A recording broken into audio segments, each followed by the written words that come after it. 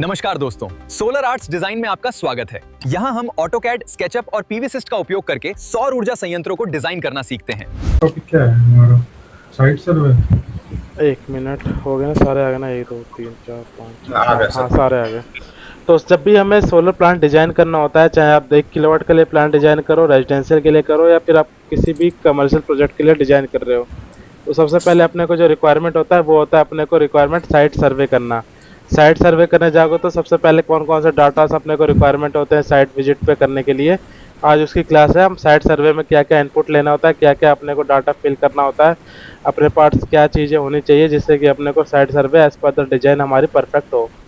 तो सबसे पहले हमारे पास, आप जैसे कि मान लो कि आप किसी घर पे जा रहे हो विजिट करने के लिए, आप किसी कंपनी में थ्रू आपकी कंपनी में लीड आई है, लीड आने के बाद आप साइट सर्वे करने के लिए जा रहे हो, तो किसी छत के ऊपर पहुंच गए, क्लाइंट आपके सामने है, तो सबसे पहले से क्या फाइनलाइज करोगे कि आपका पहला क्वेश्चन होता है क्लाइंट का कि आपका कितना किलोवाट आप मेरे छत के ऊपर लगा दोगे। यानी आपको एक टेंटेटिव उसको सामने क्लाइंट को प्रेजेंट करना पड़ेगा कि आपकी डीसी कैपेसिटी उसके छत के ऊपर, उसके रूफ एरिया में या उसके टीन शेड के ऊपर जो भी चीज़ है उसके फैक्ट्री में कितना किलोवाट लग जाएगा। तो जस्ट सपोज आपका अगर 1 किलोवाट आपका, आप पता ही होगा एवरेज कि 1 किलोवाट आपका कितना यूनिट पर डे जनरेट करके देता है। 1 किलोवाट का प्लांट आपका एक किलोवाट का हो गया अराउंड। अगर आप 1 किलोवाट प्लांट आप लगा रहे हो, यानी 1 किलोवाट का सोलर प्लांट लगा रहे हो पैनल, तो आपका पर डे कितने यूनिट एवरेज जनरेट करके देगा? वो आपकी देगा 3.5 to 4, यानी 3.5 यूनिट से 4 यूनिट के बीच में उसकी पर डे की जनरेशन होती है एवरेज। ये फिक्स नहीं है कि आपका 3.5 या 4 पर डे देगा, किसी दिन आपका 3 भी हो सकता है, किसी दिन आपका 5 भी हो सकता है। तो ऑल ओवर द ईयर हम अगर कैलकुलेट करेंगे तो आपका जो एवरेज निकल के आएगा वो आपका 3.5 to 4 यानी पर डे यूनिट निकल के आता है। या आपका किसी दिन 3.5 यूनिट या ऐसे 4 यूनिट का आपका एवरेज निकल के आएगा ही आएगा। तो अगर आपका 10 किलोवाट का प्लांट है तो आपको एनुअली कितना जनरेट करके देगा पावर एनुअली? अगर आप किसी घर के ऊपर 10 किलोवाट लगा के दे रहे हो तो आपका इसका जनरेशन करना है, आपको एनुअली कितना आपका प्लांट जनरेट करके दे रहा है, तो कैसे कैलकुलेट करोगे? एवरेज वैल्यू लेके करो। मेरे 35 से 40 के बीच में आएगा। एवरेज एनुअली पूछा, एनुअली 10 दिन का नहीं। अच्छा एनुअली ये कितना 10 किलोवाट का प्लांट है सर? आप 10 किलोवाट का प्लांट किसी छत के ऊपर लगा दिए, आप मान लो कि 3.5 मेरा पर डे का एवरेज निकल के आ रहा है। मिनिमम साइड पकड़ के चलो, मैक्सिमम मत पकड़ो। मिनिमम साइड आपका होगा 3.5 यूनिट पर डे। 10 किलोवाट का plant per day generate, 1 kilowatt का प्लांट पर डे जनरेट कर रहा है, तो मेरे को 1 साल का 10 किलोवाट का प्लांट कितना जनरेट करके देगा, वो कैसे कैलकुलेट करोगे? 12,800। जितेंद्र अपना स्क्रीन शेयर करना, एक्सेल ओपन करो। 12,600 करेगा। एक्सेल ओपन करो ना, कोई अपना स्क्रीन शेयर करे कोई। जितेंद्र एक्सेल है? कर रहा अंजार आप कर दो, कोई दिक्कत थोड़ी ना, कोई भी कर दे। एक्सेल ओपन करे खाली, जो पॉइंट्स हो अपने हिसाब से नोट्स हैंड टू हैंड बनाते रहे, बाकी और रोज पर डे आपके ग्रुप में वो चीज़ें आ जाएगी।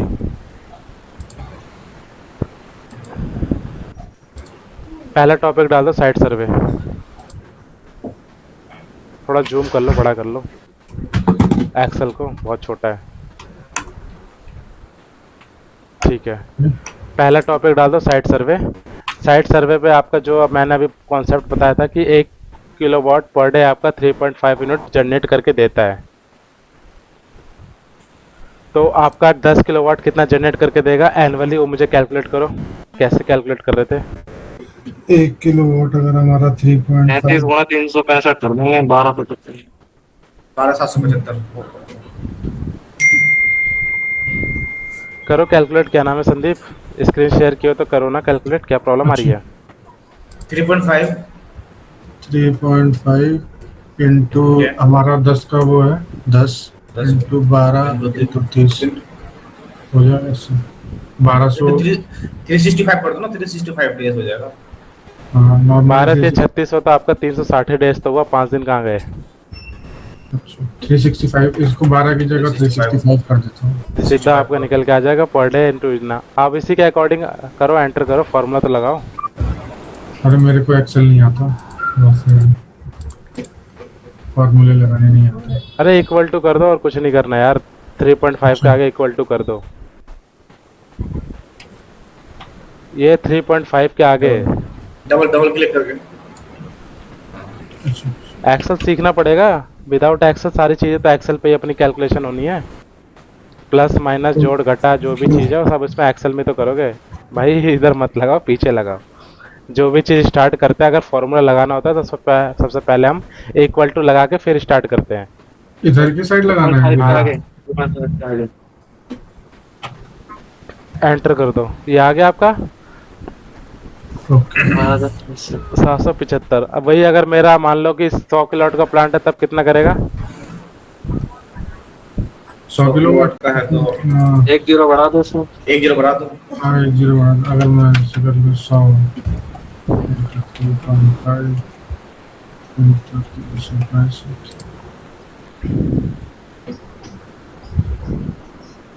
ठीक है, इस तरह से हम एक एवरेज क्लाइंट को बता सकते हैं सामने उसके टेंटेटिव आइडिया कि अपने को जो प्लांट जनरेशन मिलेगा वो आपका एवरेज आउट करके आपका एक साल में अगर 10 किलोवाट का प्लांट है, चाहे 5 किलोवाट का प्लांट है, चाहे 100 किलोवाट का प्लांट है, तो इस तरह से हम क्लाइंट को जब भी विजिट करने जाते हैं तो वो पूछता है कि एक बार मुझे आइडिया बता दो कि मेरा प्लांट कितना जनरेट करके देगा। क्योंकि हम जब भी साइट सर्वे करने जाते हैं तो अपना फर्स्ट इंप्रेशन होता है किसका, कंपनी का, कि आपका कंपनी में किस टाइप के बंदे हैं, कितने नॉलेजेबल हैं, साइट प्रोफेशनल है या नहीं है। रैंडमली तो आप जब भी साइट सर्वे करने जाओगे तो उसकी जो इंप्रेशन जाएगा वो आपके थ्रू ही जाएगा, उसके ऊपर इंप्रेशन कि आपने किस तरह से उसको कंपनी को अपने रिप्रेजेंट किया है। और सर ये जो बता रहे हो आप मतलब 3.5 unit per day per day kilo, हाँ पर डे 1 किलोवाट का, तो ये टेम्परेचर पे डिपेंड करेगा कि कौन से एरिया पे हम लगा रहे हैं। ये लोकेशन टू लोकेशन वेरी करता है। आपका राजस्थान का, गुजरात का, एमपी का जनरेशन बेटर रहेगा आपके नॉर्थर्न रीजन, जो दिल्ली या गुड़गांव या कहीं और के प्लांट की बात करें, क्योंकि एमपी में जो सनलाइट है उसकी पोजीशन अलग है, और जो हरियाणा में, दिल्ली में, कहीं पे नोएडा में कहीं की जो सन की रेडिएशन है उसकी डिफरेंस है, तो दोनों में वेरी करता है। लेकिन एक क्लाइंट को हमें टेंटेटिव आइडिया तो देना पड़ेगा ना, तो एक एवरेज आउट निकाल के रखिए वैल्यू कि आपका जो एवरेज आउट वैल्यू है वो आपका 3.5 यूनिट से 4 यूनिट आपको पर डे जनरेट करके देगा ही देगा। ये नहीं है कि आपका पर डे आपका 3.5 देगा। ये भी हो सकता है कि किसी दिन आपका बारिश का मौसम है पूरा, तो उस दिन आपकी 2 यूनिट बने। लेकिन ये भी हो सकता है कि किसी दिन आपका पूरा मौसम बिल्कुल सही है, फुल सनलाइट के साथ आपके। ये जो वैल्यू हम किस टेम्परेचर पे असम्पशन कर सकते हैं सर? ये वैल्यू जो रहती है आपका पूरे साल का एनुअली है। ये एक दिन की वैल्यू नहीं है कि आपका सिर्फ ठंडी का लेके गर्मी का लेके दोनों चीज का मिला के ये एवरेज वैल्यू निकली है 3.5। ये आपके पूरे साल की वैल्यू निकली है। ये टेम्परेचर आपका कांस्टेंट नहीं है कि आपका सिर्फ 20 डिग्री टेम्परेचर रहेगा तो ही जाके वैल्यू निकलेगी। ये आपकी पूरे साल की वैल्यू कैलकुलेट करके एनालिसिस करके एक एवरेज वैल्यू निकली है। मैं नहीं कह रहा कि आपका 12,000 ये जो 775 यूनिट है 10 किलोवाट का इतना ही है। ये हो सकता है आपका 13,000 कुछ हो जाए, ये हो सकता है कि 12,600 भी हो जाए। तो ये पूरी वैल्यू एक एवरेज आउट करके निकली है, क्योंकि वो डिपेंड करता है लोकेशन टू लोकेशन कि अपना पीवी सिस्टम क्यों करते हैं। अगर हम सारी चीज़ें मैनुअली कैलकुलेट कर लेंगे तो पीवी सिस्टम का कोई यूज़ ही नहीं है ना। पीवी सिस्टम क्या करता है, उस लोकेशन के अकॉर्डिंग वहाँ का सन का क्या रेडिएशन फॉल हो रहा है under the over the panel, और उसका कितना डिग्री टिल्ट है, एजिमुथ कितना है, उस लोकेशन पे सन का पोजीशन क्या है, उसके अकॉर्डिंग वो आपको जनरेट करके देता है। तो उस वैल्यू को हम कॉन्फ़िगर करते हैं किससे, अपने ROI कैलकुलेशन से। क्योंकि ये तो हमारा एक एवरेज आउट निकल गया ना। क्लाइंट को जब विजिट करने जा रहे हो तो ये डायरेक्टली थोड़ा ना पीवी सिस्ट लेके जाओगे, पहले तो उस पर डिजाइनिंग करोगे, उस पर थोड़ा एनालिसिस करोगे, उसकी मेजरमेंट लोगे, शैडो ऑब्जेक्ट फाइनल करोगे, तब जाकर उस पर डिजाइन करोगे ना। तो ये सारी चीज़ें एक एवरेज वैल्यू होती है, जिससे कि क्लाइंट को एट द टाइम ऑफ पहले बार, मतलब आप मेरे घर पे आए विजिट करने, मैंने पूछ लिया आपसे कि मेरा कितना 10 किलोवाट का प्लांट लगा रहे हो तो कितना यूनिट जनरेट करके देगा, तो आपके पास कुछ आंसर होना चाहिए सामने वाले को देने के लिए। अगर वो आंसर ही नहीं दे पाओगे तो फिर वो क्या समझेगा, उसका फर्स्ट इंप्रेशन ही आपका सही नहीं गया। ये एक तरीके से रफ वैल्यू हो गई जो हम उसको पर्टिकुलर ऑन द स्पॉट बता सकते हैं। ऑन द स्पॉट बता सकते हैं आप। 4 एवरेज अगर गूगल पर सर्च करोगे 1 kilowatt solar power plant generation per day, तो आपका 4 कैलकुलेट करके देगा, यानी 4 आपकी देगा यूनिट पर डे जनरेट करके। पर आप मिनिमम साइड पकड़ के चलो, क्योंकि आप ज़्यादा ओवर कमेंट भी कर दोगे तो चीज़ें मीट नहीं होगी, तो भी जाकर फ्यूचर में प्रॉब्लम करती है। तो इसलिए आप अंडर मिनिमम साइड पकड़ के चलो, ताकि आपकी कोई इन फ्यूचर में उसकी जो जनरेशन आप बताओ उससे ज़्यादा ही गेन करे, उससे कम ना आए। इसलिए हमने 4 ना पकड़ के 3.5 यूनिट पर किलोवाट हमने पर डे का पकड़ा है। ये क्लियर हुआ ना यहाँ तक? हाँ सर क्लियर। ये जो भी नोट्स बना रहे हो लिखते रहना। क्या नाम है संदीप, अपना एक्सेल शेयर करो ना यार, बंद क्यों कर दिए? या फिर कोई और ही शेयर कर ले जिसके पास टाइम है, थोड़ा एक्सेल में थोड़ा एक्सपर्ट है। हाँ, जिसको एक्सेल अच्छे से आता है एक बार वो कर लो। मैं तो कॉपी में लिख रहा हूँ फिलहाल। ठीक है, ये अपना हो गया पर डे का। दूसरा होता है अगर क्लाइंट का बिजली का बिल आ रहा है इसका 125 यूनिट पर मंथ का, 125 नहीं 1025 लिखो electricity client consumption unit per month. Copy में लिख लो मैं। नहीं नहीं यार, सामने लिखो ना, ये एक्सेल डाल देना, एक लाइन गैप छोड़ के लिखते यार, सारी मर्ज हो जाएंगी। एक आपके पास ऐसा केस आया कि जो क्लाइंट का बिजली का बिल है वो आपका आ रहा है कितना, बिल नहीं, इसका जो यूनिट कंजप्शन हो रहा है वो आपका 1025 यूनिट पर मंथ कंजप्शन हो रहा है। तो उसके हिसाब से मुझे सोलर पावर प्लांट की कैपेसिटी निकाल के बताओ कितना आएगा, बिल के अकॉर्डिंग कैसे निकालेंगे। हाँ, लिखना क्या था, ये होता ना इलेक्ट्रिसिटी 12,000 मान लो यार, 12,000 पर मंथ उसका कंजप्शन हो रहा है।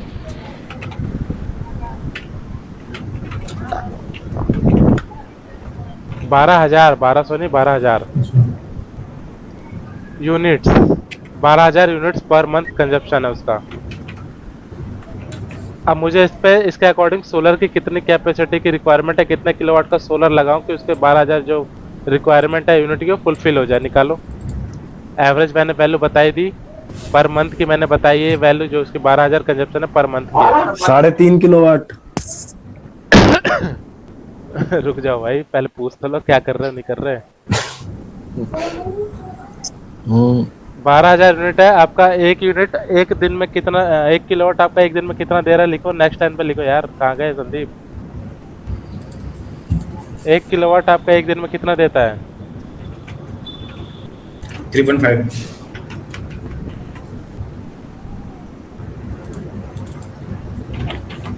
कॉलम को थोड़ा स्ट्रेच करके बड़ा कर दो ना, सारी चीजें दिखेंगी।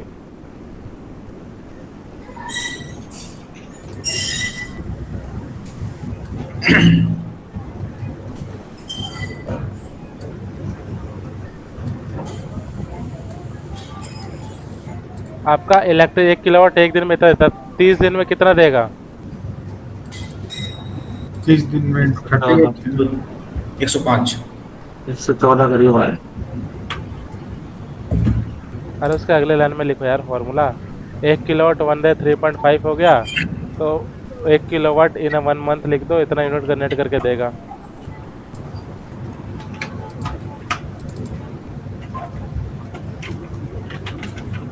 सर इसको ना आप ही कर लो, क्योंकि आप थोड़ा सा फास्ट कर लोगे, हम हाँ, इतना एक्सपर्ट नहीं है इसमें। आप बता दो, हम कैलकुलेटर को बता हम रहे लोग कभी यूज नहीं हैं, करते। हम कॉपी में लिख ले रहे हैं उस चीज को। कॉपी पे मत करो, अभी डाउट से तो अभी पूछ लो, मैं करने को कर लूंगा। नहीं। मैं आपके लिए कह रहा हूँ कि आपको ज्यादा बेटर समझ आएगा, प्रैक्टिस भी हो जाएगी। ये हाँ, नहीं, एक्सेल हम- मैं भी करूंगा, ये एक्सेल आप भी करोगे। 105 यूनिट आ गया, थोड़ा टाइम लगेगा, 1-2 क्लास में टेंशन मत लो इतना कि टाइम लग रहा है। ये चीज़ें आपकी नई नहीं है, मेरे लिए नहीं थी जब मैं भी ऐसा टाइम लेता था, आपके लिए भी ये फर्स्ट टाइम नई नई नई चीज़ है, तो इतना वो कंफ्यूज मत हो। 1 या 2 क्लास या 3 क्लास में सारी चीज़ें नॉर्मल हो जाएंगी। एक्सेल भी सीख जाओगे, इसके साथ साथ सारी चीज़ें भी, अपनी जो स्पीड है, जो भी चीज़ है वो सब कुछ नॉर्मल हो जाएगा, अंडरस्टैंडिंग बैठ जाएगी आपकी और मेरी, कि हम किस तरीके से मैं सब बता सकता हूँ, किस तरह से आपको समझ आएगा। ठीक है सर, ठीक है। वो सारी चीज़ें अंडरस्टैंडिंग बैठाने जरूरी होती है ना। कोई भी नया काम करोगे तो प्रॉब्लम क्यों आती है? प्रॉब्लम यही आती है कि उस चीज़ को आप फर्स्ट टाइम यूज़ कर रहे हो, सही। लेकिन वो बाद में जैसे जैसे हम सेटलमेंट होते जाते हैं, 1 दिन 10 दिन 5 दिन बाद वो सारी चीज़ें नॉर्मलाइज हो जाती है। इससे मतलब कि मैं जो जिस वे में आपको समझाना है वो तरीका मुझे पता चल जाता है, और आपको ये पता चल जाता है कि मैं कैसे बोल रहा हूँ, कैसे बात कर रहा हूँ, कि आपको समझ आ जाए। एक तरह से दोनों का मैचिंग हो जाता है, जो भी आपका ट्यून है। आपका इतना आ गया, अब मेरे को 12,000 यूनिट का किलोवाट निकाल के बताओ। 105 डिवाइड 12,000 डिवाइड बाई 105 करो, कितना आंसर आ रहा है? 114 किलोवाट पॉइंट समथिंग। 114 कोई समथिंग वाला। तो 3.5 किलोवाट किसने आंसर दिया था? वो कैसे किया था? वो 3.5 से कर दिया था। ये अपना 115 किलोवाट सोलर प्लांट लगेगा, तब जाके अपने को 12,000 यूनिट पर कंजप्शन मिलेगा पर मंथ। समझ आ गया कैसे निकालते हैं वैल्यू? हाँ सर। सेम मुझे अगर 300 एक यूनिट बार पर एक मंथ बार है दोबारा तो बताना, 900 यूनिट पर मंथ। क्या कह रहे हो? एक बार दोबारा बोलना। सामने देखो ना, आपका 1 किलोवाट एक दिन में 3.5 यूनिट दे रहा है, तो हाँ, इसको हाँ। पहले आप मल्टीप्लाई करोगे, कितना एक महीने में कितने दे? 30, तो 30 से 105 मल्टीप्लाई होगा। करोगे तो आपका एक 105 यूनिट निकल के आ गया कि अगर 1 किलोवाट का प्लांट है तो एक महीने में 105 यूनिट दे रहा है। लेकिन मेरा जो कंजप्शन है, मैं अपना बिजली जो खर्च कर रहा हूँ 12,000 यूनिट खर्च कर दे रहा हूँ। तो मैं क्या करूँगा, अपने को सोलर पावर प्लांट की कैपेसिटी बतानी है, तो क्या करूँगा 12,000 डिवाइड बाई 105 करूँगा। 12,000 डिवाइड बाई 105 करूँगा तो कितना निकल के आ रहा है मेरा, 114 पॉइंट कुछ निकल के आ रहा है। तो सीधा इसे राउंड ऑफ करोगे तो कितना निकल के आ जाएगा, 115 किलोवाट सीधा सीधा।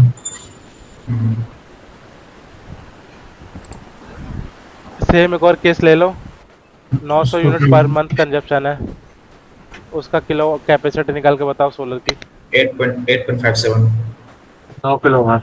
9 किलोवाट नहीं भाई, 900 यूनिट। हाँ 9। नहीं सर, 9 किलोवाट का पावर प्लांट चाहिए। 900 यूनिट मेरे घर का कंजप्शन है, मेरे घर का जो बिल है 900 यूनिट हर महीने खर्च हो जाती है मेरे घर पे। मुझे प्लांट ठीक है। लगाना है, तो मुझे कितना किलोवाट सोलर सजेस्ट करोगे कि मैं 9 मेरा किलोवाट बिल का। जीरो हो जाए? 9 किलोवाट। एवरीडे है ना?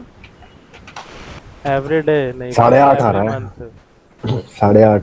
हाँ 8.5 आ रहा है, मतलब 9 किलोवाट का चाहिए। 8.57।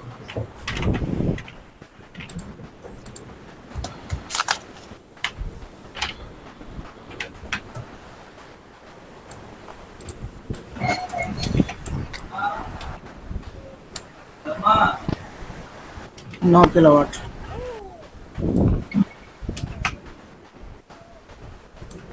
ये वाला टॉपिक क्लियर हुआ, कॉन्सेप्ट, या एक दो और प्रैक्टिस कराऊं?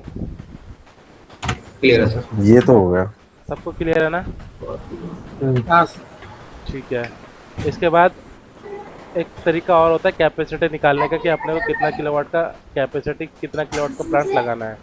मेरे लिखो, इसके नीचे लिखो, मेरे घर में एक टीवी है, अप्लायंसेस जो मैं बता रहा हूँ, मेरे घर में एक टीवी है, यहाँ लिख दो अप्लायंसेस, इसके आगे वाले कॉलम में लिख दो वॉटेज।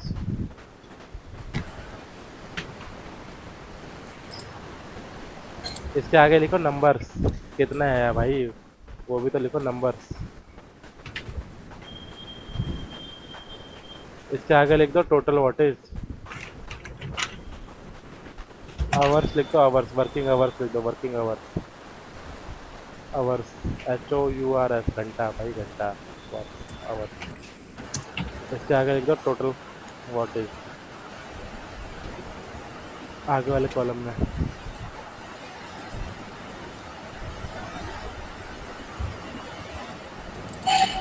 मेरे पहले लिखो नंबर 1 अप्लायंसेस के नीचे लिखो आगे वाले कॉलम में 1, नंबर 1 पे लिखो। यहाँ नहीं भाई, अप्लायंसेस कहाँ है? सीरियल नंबर जो डालते हैं 1 2 3 4।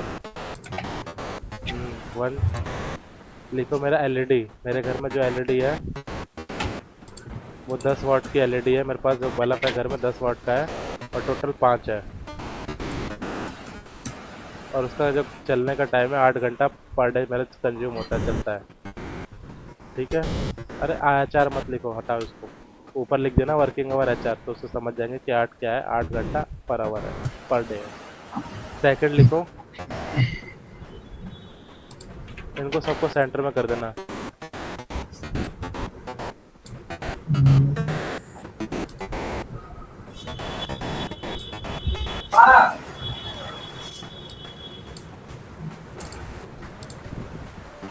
सेकंड लिखो टीवी, मेरे घर में 2 है, उसकी जो वाटेज होती है वो 250 वाट लिख दो, 200 से लेकर 250 वाट की होती है। जो हमारा स्टिकर लगा रहा था ना पीछे फ्रिज में, एसी में, कूलर के पीछे कितना वाटेज ले रहा है, वो सब इसके रेटिंग होती है, तो हम इसको पीछे से देखते हैं। नहीं तो आप गूगल पर सीधा सर्च कर देना LED टीवी कितने वाट में हमारा पर आवर कंज्यूम करते हैं, तो उसमें भी आपका वाटेज निकल के आ जाएगा। ये नॉर्मल है, 200-250 वाट ले लेना, इससे ज़्यादा नहीं होता, 200-250 मैक्सिमम। ये मेरा घर में एक ही है या 2 है, 2 लिख लो, कोई दिक्कत नहीं है। एक मेरी रिक्वायरमेंट नहीं, क्लाइंट की रिक्वायरमेंट है, जहाँ आप सर्वे करने जा रहे ये हो। 2 लिख लूं, 2 लिख लूं? 2 लिख लो, 4 लिख लो, आप लिख लो जितना मर्जी उतना लिख लो। ठीक है। और कितना घंटे चलता है? 4 घंटे, 5 घंटे, 6 घंटे, जो लिखना है लिखो आप। नंबर तीसरा अप्लायंसेस लिख लो, वॉशिंग मशीन, अप्लायंसेस लिख लो, नंबर चौथा लिखो।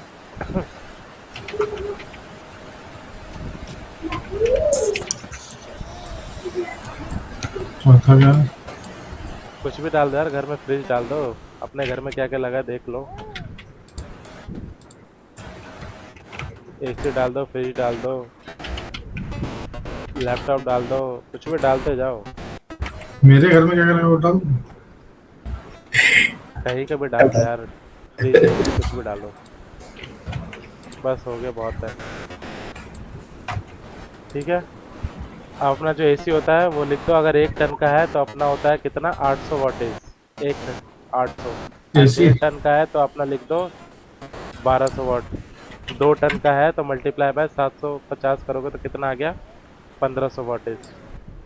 ये वर्किंग आवर तो कुछ भी लिख सकते हैं ना? जितना घंटा चलती है, 8 घंटे, 5 घंटे, 12 घंटे लिख दो, कोई दिक्कत थोड़ी ना है।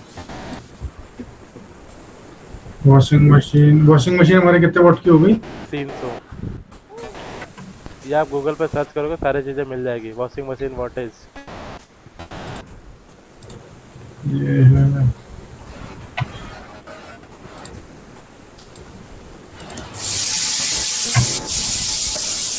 3 वॉशिंग मशीन। हाँ। 3 भाई है क्या? मेरे घर में 4 है वैसे। ओवन लिख दो कितने है। ओवन का जो वॉटेज होता है 450 लिखना। 1 घंटे में 450 वॉट कंज्यूम करती है।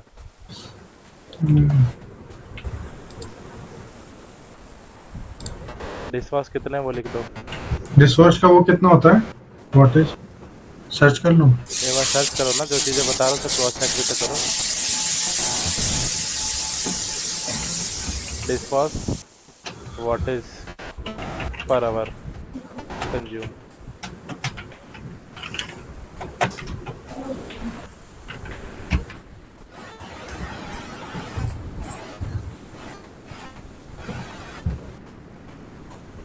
बारह सौ से 2400। 2400 वॉट। इसका एवरेज ले लो, 1600 लिख दो। 1600।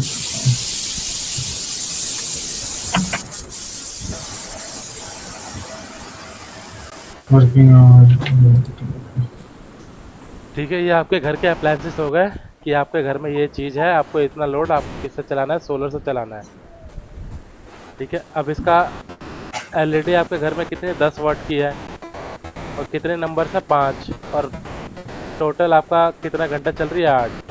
इक्वल टू का साइन डालो आगे, टोटल आवर में इक्वल टू 10 मल्टीप्लाई बाय आपकी जो 10 वाट की एलईडी है, टोटल कितना है, 5 मल्टीप्लाई बाय 5 मल्टीप्लाई बाय 8 क्या है, 8 घंटे, यानी 5 एलईडी आपकी 8 घंटे 5 एलईडी चलती है।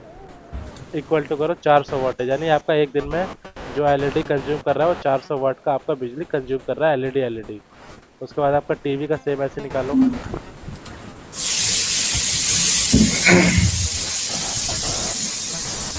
250 वाट की आपकी टीवी है, 1 घंटे में अगर 250 वाट खाती है तो आपका कितना घंटा चल रहा है, 2 घंटा चल रहा है, और 5 घंटा चल रहा है और दो टीवी है, तो क्या करोगे, 250 multiply by 2 multiply by 5। Same इसको ऊपर से नीचे तक ड्रॉप ड्रैग कर दो, अपने आप ही निकल के। फार्मूला नहीं लगाया ना इसमें, फार्मूला लगाया नहीं लगाया, नहीं मतलब यही लगा है, इक्वल्स टू लगाया है। हटाओ उसको, कंट्रोल जेड करो।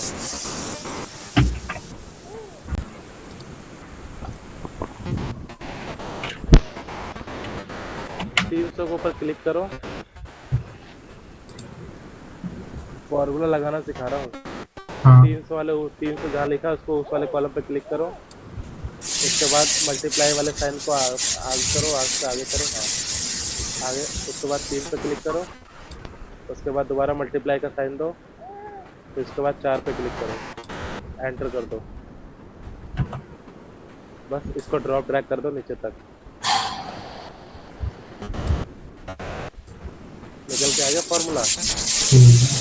अभी जो टोटल वाटेज है ना, ये आपका एक दिन में कंजप्शन है, ऐसे आपका एक दिन में इतना यूनिट कंज्यूम होगा।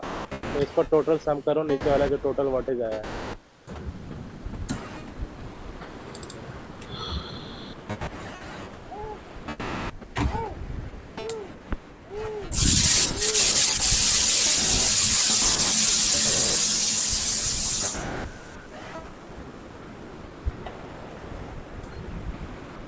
ये आ गया। एंटर यार ये क्या? 19,200 तो रह ही गया। अच्छा कोई सा है ये रह गया। ये जो 12,400 है इसको डिलीट करो। यहाँ कर 400 दो। वाले 400 वाले कॉलम को पूरे नीचे तक लेके आओ। 19,200 जहाँ लिखा उसके नीचे तक लेके आओ।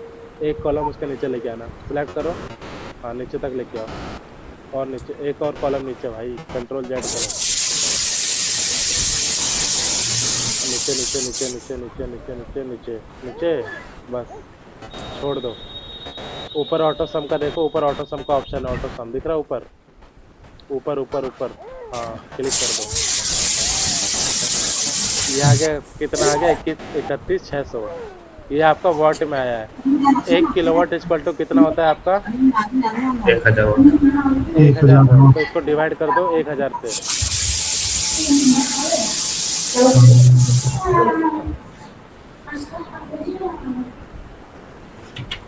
फॉर्मूला तो लगाओ इक्वल टू करके यार।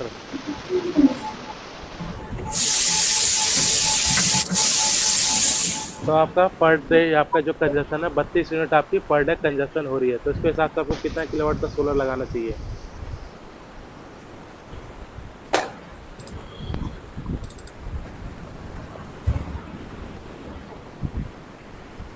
सोलर की कैपेसिटी बताओ, कितना किलोवाट का सोलर लगाऊं? 3.5 हो गया। एक दिन का फिर 3.5।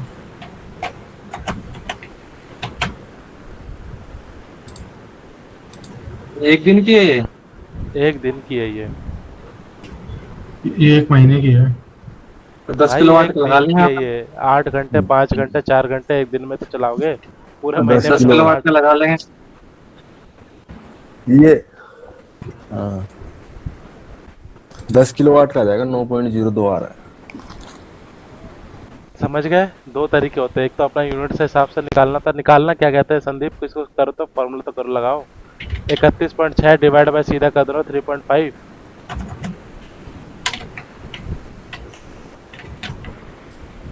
आ गया आपका 9 किलोवाट। तो आप उसमें 10 किलोवाट का प्लांट लगा दो, खत्म करो। समझ आ रहा है? कुछ समझ आ रहा है? हाँ ये हमारा एक दिन के हिसाब से निकल गया। ये अपना 8 घंटा जो 5 घंटा 4 घंटा लिखा है, एक दिन में तो इतना देर चलाओगे ना। पूरे महीने में थोड़े ना सिर्फ आधे घंटे टीवी चलाओगे, 8 घंटा बल्ब चलाओगे। ओहो। कुछ पूछना अभी तक? कुछ डाउट है तो पूछ लो अभी हैंड टू हैंड, फिर अगला टॉपिक स्टार्ट करता हूँ मैं। कुछ भी XYZ ABCD कुछ भी अगर डाउट है या एक दो प्रैक्टिस और करना है वो बताओ। जब हम साइड सर्वे करेंगे तो उसका जो एक्चुअल जो रेटिंग है उस पे करेंगे या फिर एजम्पशन पे करेंगे? आप अगर घर का प्रोजेक्ट करना चाहते हो ना, तो उनको सोलर के बारे में बिजली के बारे में उतना नॉलेज नहीं होता क्लाइंटों को। तो कहते हैं कि मेरे घर में सीधा पंखा इतना है, LED इतना है, बल्ब इतना है, ये चीज़ है, मेरे को कितना किलोवाट सजेस्ट कर रहे हो। या आप किसी नई बिल्डिंग में जा रहे हो जो बिल्डिंग अंडर कंस्ट्रक्शन है, उसको अभी मीटर वीटर अलाउड नहीं हुआ, मतलब मीटर के लिए उन्होंने अप्लाई नहीं किया, कोई सेंसर लोड उनको नहीं पता।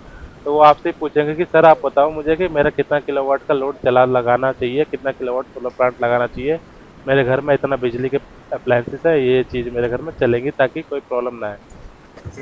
तो उसको कैलकुलेशन करके आपको ये चीज़ें समझानी पड़ेगी कि आपका एक दिन का कंजप्शन इतना आ रहा है, आपका हमारा 1 किलोवाट का सोलर प्लांट एक दिन में इतना बिजली बना के देता है, तो आपको इतना किलोवाट ही रिक्वायरमेंट होगा।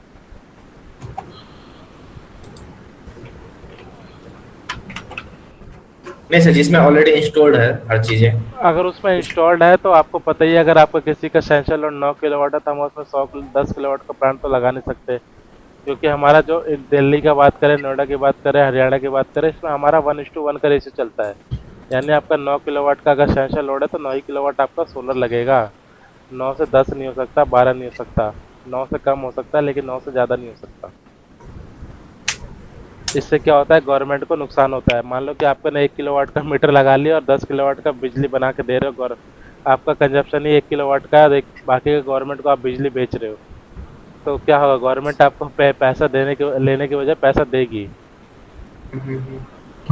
इसलिए आपको क्या होता है, गवर्नमेंट को नुकसान होता है। तो इसलिए गवर्नमेंट ने ये चीज़ें मैंडेटरी कर दिया है कि आपको जितना आपका सेंसर लोड है, यानी आपका जितना घर रिक्वायरमेंट जितनी है उसी के हिसाब से लगा सकते हाँ, जितनी आपके घर की रिक्वायरमेंट है आप उतना ही रिक्वायरमेंट आपका सोलर लगाओ।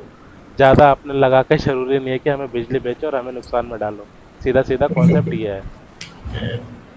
मतलब उसका घर का सेंसर लोड से भी हम वो डिफाइन कर सकते हैं। हाँ, सेंसर लोड जो उनका बिजली का बिल है उसमें आप देख लेना सेंसर लोड कितना है, उससे भी आप फाइनलाइज कर लोगे। या तो तो सर ये जैसे घर पे जैसे किसी का कोई अच्छा खासा बड़ा घर हो, वो मतलब ऐसे है कि बिजली बना के बेच नहीं सकता फिर वो डिस्कॉम वगैरह को?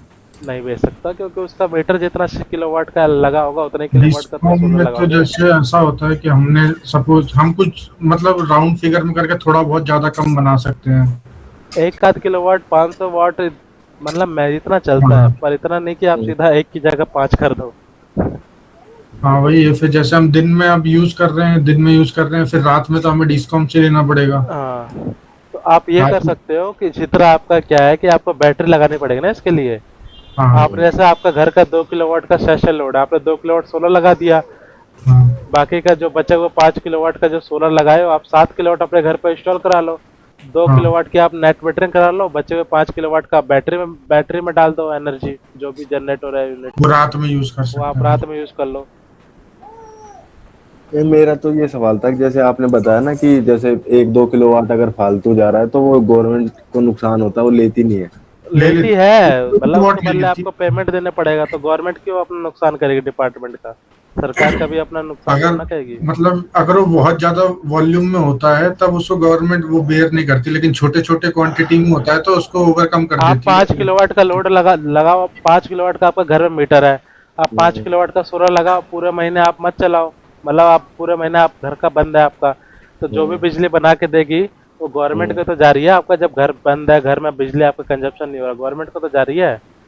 उसके बदले गवर्नमेंट आपको क्या करेगी, यूनिट एडजस्टमेंट करके देगी, अदरवाइज वो पेमेंट करेगी जो भी उसका वहाँ का डिस्कॉम का रूल है। तो 5 किलोवाट तक आपका सफिशिएंट है, क्योंकि आपका 5 किलोवाट ही आपका मीटर का सेंशन लोड था, यानी मीटर आपका 5 किलोवाट का लगा था। लेकिन आप 5 किलोवाट का लगा के आप सीधा 15 किलोवाट 20 किलोवाट अगर अपने घर के ऊपर सोलर लगवा रहे हो, तो नेट मीटरिंग में आपकी प्रॉब्लम होती है। नेट मीटरिंग क्या होता है ये तो पता ही होगा ना, नेट मीटरिंग का हाँ वो कॉन्सेप्ट। मीटर। हाँ और डिस्कॉम मतलब से कितना हमने लिया कितना पावर से ग्रिड से लिया कितने एक्सपोर्ट ग्रिड को और दिया। इंपोर्ट दोनों एक्सपोर्ट और इम्पोर्ट को कहते हैं। एक्सपोर्ट इंपोर्ट दोनों काउंट होता है, हम्म। तो इसको हम नेट जैसे मीटर कहते हैं। हाँ तो ये सारी चीजें गवर्नमेंट को मान लो कि वो बेच गवर्नमेंट किस लिए है, सरकार आपसे टैक्स ले रही है, सारी चीजें ले किस लिए ले रही है, ताकि उसका जो भी उसका रिक्वायरमेंट है, उसके जो भी कॉस्ट है, उसके जो भी खर्चे वो आपको बेयर करने पड़ रहे हैं, मतलब वो हमसे ही लेके और हमको ही वो सर्विस दे रही है ना। वो अपने तरफ से थोड़ा ना कि पैसा खुद ही बना रही है और कुछ कर रही है। अगर हम वो अगर ये फैसिलिटी कर दे कि आप अगर 1 किलोवाट का चाहे 10 किलोवाट का प्लांट है, आप जितना मर्जी सोलर लगाओ, तो गवर्नमेंट क्या उससे कोई गवर्नमेंट से बिजली कर देगा? सब अपना 5 किलोवाट का मीटर लेके 50-50 किलोवाट, उनके पास छत के ऊपर काफी जगह होती है कई कई क्लाइंटों पे। जब आप सर्वे करने जाओगे तो क्लाइंटों के पास छत के ऊपर बहुत सारा टेरेस एरिया खाली होता है, तो जरूर पर लेकिन उन पे हम नहीं लगा पाते क्योंकि उनका सेंसर लोड ही उतना ही होता है।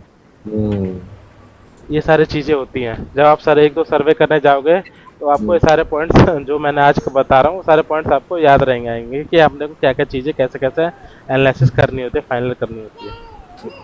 तो सर वैसे गवर्नमेंट को तो लेनी चाहिए ना कि बिजली फालतू बन रही है, एक तो कोल वगैरह जला के बिजली बन रही है, एक क्या नाम है कोई अगर अपनी छत पे जैसे उस किसी का 5 किलोवाट का ही मीटर है और उसकी जगह बढ़िया है और उसने सिस्टम लगा लिया 15 किलोवाट का, तो वो बेच रहा है, तो गवर्नमेंट को उसको पैसे देने चाहिए ऐसे तो वो गवर्नमेंट किस लिए है, जब बिजली बोर्ड किस लिए है, जब आप ही बिजली बना के बेचोगे तो वो आपको चार्ज क्यों करेगी यार? ये भी तो सोचो, 9 रुपए 10 रुपए यूनिट आपको चार्ज करती है, वो फिर किससे कमाएगी गवर्नमेंट? गवर्नमेंट कमा नहीं पाएगी फिर। 9 रुपए 10 रुपए जो आपका घर का बिजली का बिल आता है पर यूनिट का, वो फिर गवर्नमेंट कमाएगी किससे? फिर वही हर आदमी यही करेगा फिर तो इस हिसाब और से। जो अंदर डिस्को वाले बंदे हैं उनकी सैलरी वैलरी कौन निकाल के देगा? यूएस वाला सिस्टम नहीं है, बना के बेच दो कोई दिक्कत नहीं। मतलब इतना ही लगाओ जितना तुम्हारा रिक्वायरमेंट है। बहुत जितना मुश्किल रिक्वायरमेंट नहीं, जितना आपका मीटर का लोड है, मतलब जितना आपने लोड है। मीटर कितने किलोवाट का लगाया है उतना ही किलोवाट आपका सोलर लगेगा। अच्छा। पंजाब में आपका 50% है, अगर आपका 500 किलोवाट का मीटर लगा है तो आप 85 किलोवाट लगा सकते हो। हम्म। पंजाब जो स्टेट है, अगर पंजाब में कोई प्लांट करोगे तो उसमें ऐसा रूल है कि आपका 50% ही आप सोलर लगा सकते हो जितना लोड है। 50% आपको गवर्नमेंट से लेना पड़ेगा ही पड़ेगा। अच्छा आप जी, 100% भी नहीं कर सकते। तो ये तो गलत बात है अपने इसमें। तो ये सारी पॉलिसी होती है, ये पॉलिसी हम नहीं हम्म, बनाते, पॉलिसी जो एमएनआरई होती है और जो डिस्कॉम होती है, डिस्कॉम मतलब जो वहाँ का बिजली बोर्ड है, हम्म, वो सारी पॉलिसीज अपडेट करती है, उसके अकॉर्डिंग ही अपने को उसके अकॉर्डिंग ही सारी चीज़ें करनी होती है। हम्म। तो ये इस तरह से हम यूनिट के हिसाब से कैसे अपना कितना किलोवाट का सोलर प्लांट लगना है वो मैंने क्लियर कर दिया। और अगर हम अप्लायंसेस के अकॉर्डिंग कितना देखना है कितना लगना है वो मैंने क्लियर कर दिया। अगर एक दो केस और लेके चलना है इसमें तो एक दो केस और रिवीजन कर लेते हैं, अदरवाइज अगला टॉपिक में चलना है तो मुझे बता दो, कैरी फॉरवर्ड करते हैं आगे। कैरी फॉरवर्ड कर दो। सर एक पॉइंट बताना, बताओ क्या पूछना है। जैसे सर ये सैंक्शन लोड आपने बोला कि उससे डिसाइड होता है मीटरिंग से, मतलब कितना घर पे लोड है जो मीटर में वो हुआ अलॉट, तो ये एसी कैपेसिटी पे होता होगा क्या जो हम बेचते हैं गवर्नमेंट को? हाँ ये आपका सब एसी रहता है। मतलब डीसी जनरेट करा मॉड्यूल ने, फिर इन्वर्टर के हिसाब से एसी हम दे रहे हैं ना, एक्सपोर्ट जो कर रहे हैं। जो आपके डिस्कॉम से बिजली आ रही है वो आपकी आ रही है एसी, और जो आप हाँ, सोलर से जनरेट कर रहे हो वो आपकी होती है डीसी।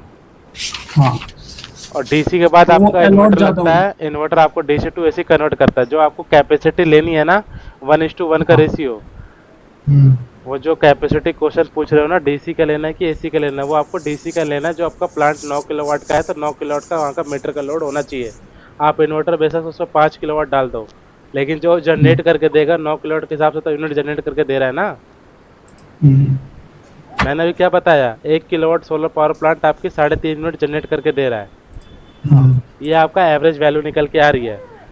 तो उसको भी मल्टीप्लाई कर रहे हो ना 9 से, जितना किलोवाट का आपका प्लांट है, 10 से 5 से जो भी आपका प्लांट लग रहा है। आप इन्वर्टर का साइज थोड़ा ना इसमें सिलेक्ट कर रहे हो कि मेरा इन्वर्टर का साइज ये है तो मैं इस हिसाब से इतना ले सकता हूँ। इन्वर्टर थोड़ा ना, डीसी साइज डीसी साइड का आपका कैपेसिटी मैच होना चाहिए कितना, क्लाइंट के मीटर के किलोवाट से, सेंसर लोड से। आगे हम कैरी फॉरवर्ड करते हैं। अगला टॉपिक है अपना साइट सर्वे करने जाते हैं तो क्या क्या अपने को पॉइंट्स क्लियर करके रखने होते हैं। तो गूगल अर्थ सबके लैपटॉप में डाउनलोड है, गूगल अर्थ डाउनलोड करो संदीप। गूगल अर्थ कैसे डाउनलोड करते हो एक बार बता देते हैं, बाकी अपना सब लैपटॉप में डाउनलोड कर लेना। यहाँ लिखो Google Earth download for desktop.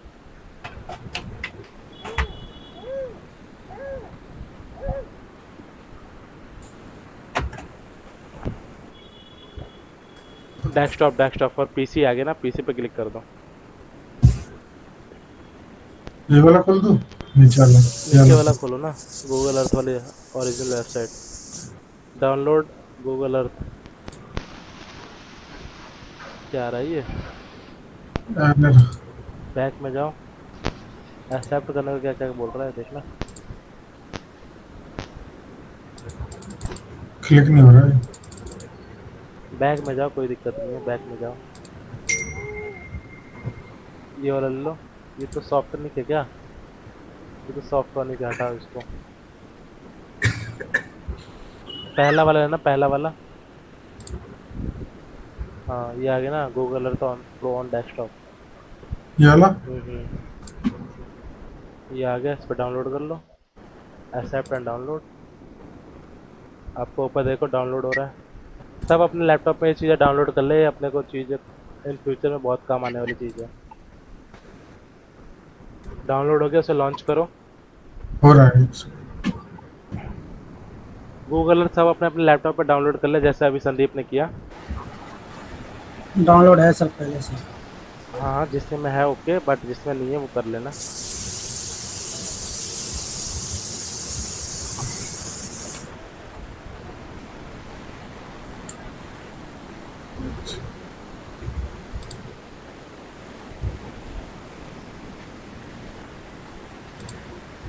हाँ डाउनलोड हो जाए तो बताना क्या नाम है, आगे फिर उसको चलते हैं। साइट सर्वे करने जाते हैं तो कौन कौन से पॉइंट्स याद रखते हैं, एक रैंडमली बताओ, कोई दिक्कत नहीं है। जो भी पॉइंट साइट सर्वे कर लूँगा। पहले तो एरिया देख लेते हैं, एरिया कितना है उसका। सबसे पहले अपने को क्या करना होता है, उसका वहाँ एरिया का अपने को लेट और लॉन्ग चाहिए होता है, लोकेशन, लैटिट्यूड कितना है और लॉन्गिट्यूड कितना है। इसमें तो कुछ और नहीं करना ना, इसको कट कर दो सीधे, टिप्स हैं तो। स्क्रीन तो बंद कर दिया यार आपने। स्क्रीन बंद हो गई मेरी। एक से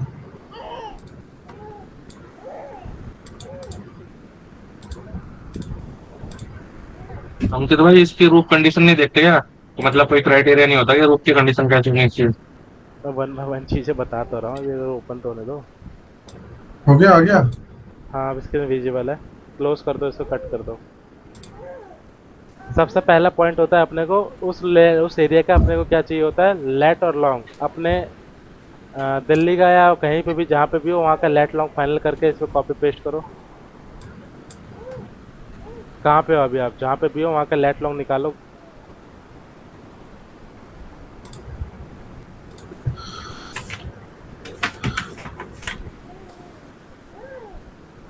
लेट और लॉन्ग पता है ना क्या होता है? हाँ, वो जो कोऑर्डिनेट होते हैं उसको कोऑर्डिनेट कहते होते हैं उस लोकेशन के एक्स और वाई की क्या पोजीशन है, एक्स पे क्या पॉइंट्स हैं और वाई पे क्या पॉइंट्स हैं। क्योंकि हमारा ग्लोब जो है उस पे हमारा एक्स और वाई में अपने को पूरी एक लाइनिंग दिखती है। तो एक्स जो होता है अपना लैटिट्यूड होता है और जो वाई होता है अपना लॉन्गिट्यूड होता है। तो जैसे हर एक ग्राफ पेपर पे हर एक पॉइंट्स का कुछ ना कुछ नॉमेक्लेचर होता है, कुछ ना कुछ मार्क होता है। उसी तरह अपना क्या होता है, लेट और लॉन्ग होता है हर एक लोकेशन का एक्स और वाई। जैसे मेरा ये रहा। ये रहा ना, अब इसी लोकेशन पर राइट क्लिक करो, ये आ गया आपका लेट और लॉन्ग। ये हो गया, आपको कॉपी कर लिया, गूगल अर्थ में जाकर पेस्ट कर दो। लेट और लॉन्ग हमने उस लोकेशन का ले लिया, जैसे कि आपने अपना अपना अभी सेव कर लिया लेट और लॉन्ग। तो अब हम क्या करते हैं, ऑफिस में आके उस लोकेशन को ढूंढेंगे कि अपना कौन सा लोकेशन पे प्लांट लगाना है। आप सर्वे करने गए, लेट लॉन्ग कॉपी करके लेके आ गए। अब हमने क्या किया, गूगल अर्थ पे सबसे पहले उस लेट लॉन्ग को फाइनल करके हमें रूफ ढूंढने की, कौन से रूफ के ऊपर हमने लगाना है। अगर गूगल अर्थ पे हम काम कर रहे हैं, अदरवाइज आप साइट विजिट करने जा रहे हो तो आपको सारी चीज़ें फिजिकली मेजरमेंट करनी होगी। अगर आप फिजिकली नहीं जा पा रहे, अगर आपको सिर्फ लेट लॉन्ग आ गया आपके पास, तो उस केस में आपको कैसे साइट सर्वे फिजिबिलिटी चेक करनी है वो मैं अभी चीज़ें क्लियर कर रहा हूँ। फिजिकली जाना होता है साइट पे, आप अगर आप जाते हो तो आपको क्या क्या पॉइंट्स लेना होता है वो भी हम क्लियर कर लेते हैं। तो हम अगर फिजिकली जाते हैं साइट पे तो सबसे पहले हमें क्या फाइनल करना होता है कि अपना अगर लेट और लॉन्ग क्या है उस एरिया का, कि आपको फ्यूचर में दोबारा डिजाइन करना पड़े, रूफ ढूंढनी पड़े या कोई भी चीज़ हो, तो आपके पास रेफरेंस पॉइंट होना चाहिए, यानी लेट और लॉन्ग आपके पास होना चाहिए। दूसरा पॉइंट है कि आपके पास उस रूफ का अपने पास मेजरमेंट होना चाहिए कि उस रूफ के ऊपर हाइट कितनी है, डाउन कितना है, मुमटी मतलब उस छत के ऊपर हमारी कोई मुमटी तो नहीं है, उस छत के ऊपर अपना कोई शैडो ऑब्जेक्ट, टावर या फिर प्लस माइनस, यानी बिल्डिंग का जो लेवल है, रूफ का जो लेवल है, कहीं ज़्यादा कहीं 2 मीटर डाउन कहीं 2 मीटर अप तो नहीं है, या फिर कोई टंकी वंकी तो नहीं है। ये एक प्रॉपरली आपके पास हैंड स्केच होना चाहिए एज पर द मेजरमेंट।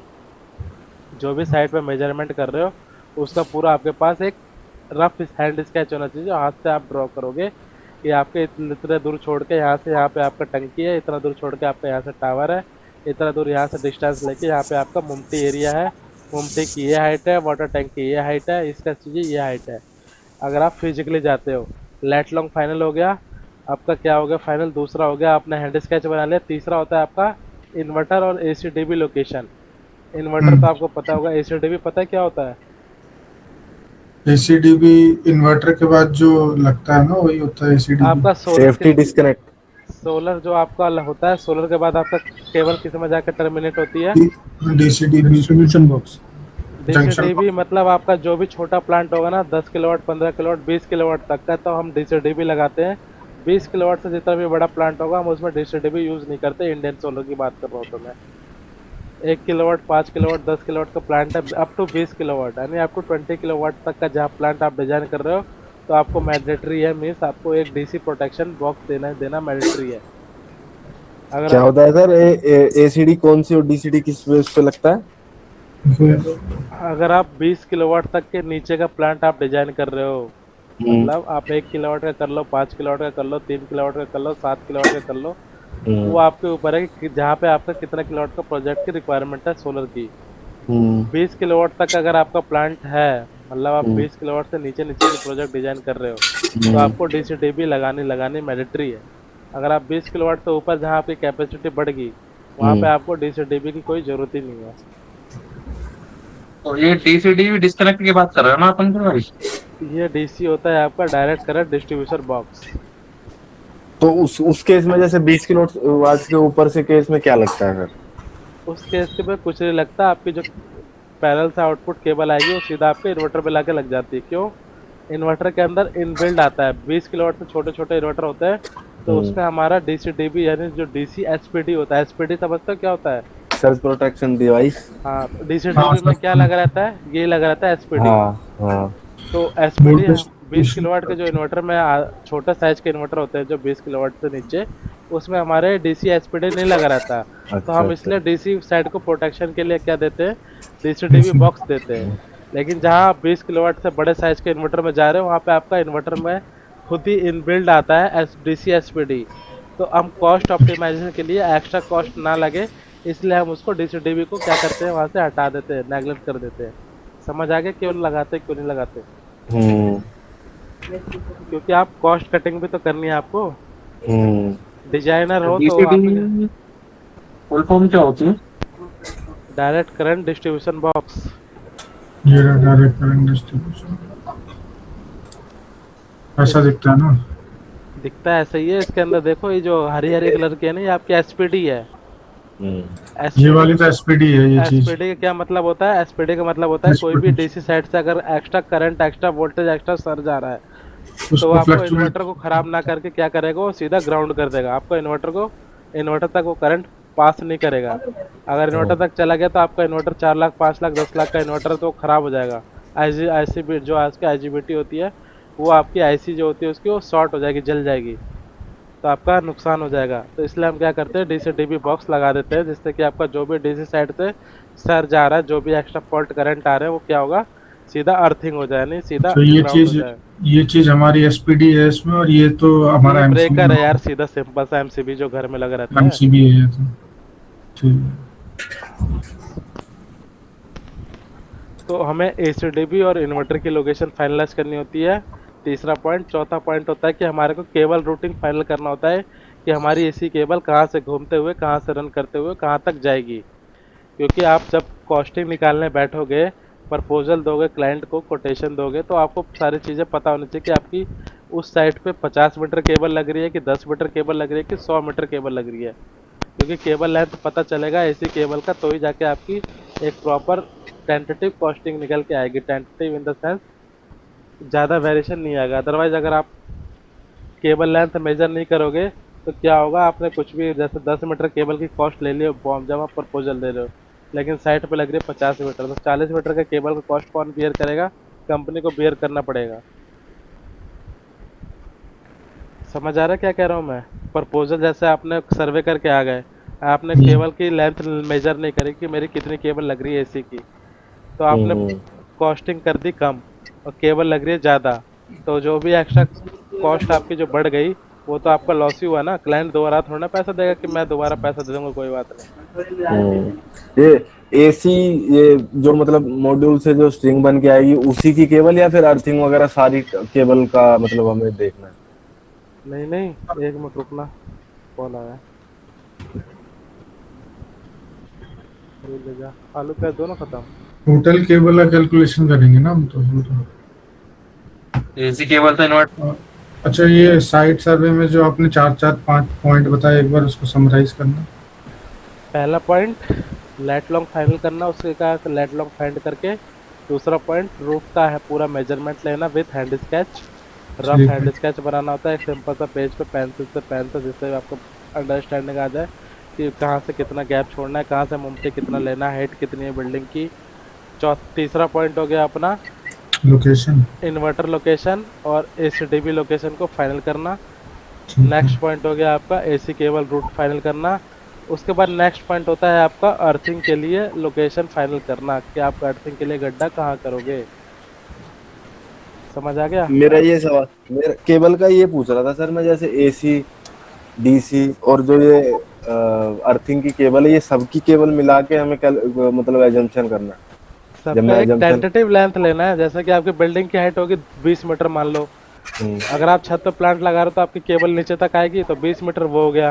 अब ऊपर से देख लो कितना लेफ्ट जा रहा है कितना राइट जा रहा है, 2-2 मीटर अगर लेफ्ट जा रहा है तो 2 मीटर राइट कर लो, हमें यही 22 हो गया। आप जो सीधा बोल दो कि मुझे 26-27 मीटर के कॉस्टिंग देते, 26-27 मीटर मान के चलो, सिंपल सा है ये। तो मैं यही पूछ रहा था कि एसी डीसी और अर्थिंग की सबकी डीसी का केबल नहीं मिला निकाल सकते, डीसी का क्योंकि आपका तो खुद ही लेआउट बनाओगे तब जाके निकलेगा। डीसी का एक एवरेज होता है कि आपका 1 मेगावाट में आपका 4 किलोमीटर की केबल लगती है 1 मेगावाट के प्रोजेक्ट में। 4 किलोमीटर यानी 4000 मीटर।